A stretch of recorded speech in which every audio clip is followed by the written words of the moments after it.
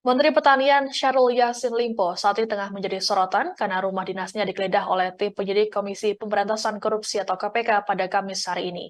Adapun Syahrul pada 19 Juni lalu juga sempat menjalani pemeriksaan di gedung KPK selama 3,5 jam.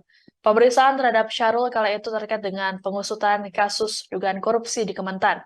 Ia sempat absen dalam panggilan sebelumnya dengan alasan tugas negara. Syahrul Yassin Limpo merupakan politisi kelahiran Makassar 16 Maret 1955. Ia saat ini berstatus sebagai kader Partai Nasdem. Syahrul menghabiskan masa kecil hingga remajanya di Makassar. Pria lulusan Sarjana Hukum Universitas Hasanuddin ini memulai karirnya sebagai pegawai negeri sipil atau PNS pada 1980. Karirnya di pemerintahan Sulawesi Selatan terus menanjak. Syahrul tercatat pernah menjadi Bupati Goa periode 1994 hingga 2002, kemudian berlanjut menjadi Wakil Gubernur Sulsel pada 2003 hingga 2008.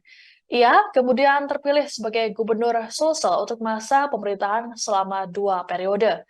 Hingga pada 2019 lalu, Presiden Joko Widodo menunjuknya sebagai Menteri Pertanian. Syahrul sendiri berasal dari keluarga politikus. Saudara-saudaranya pernah duduk di kursi pemerintahan di Sulawesi Selatan.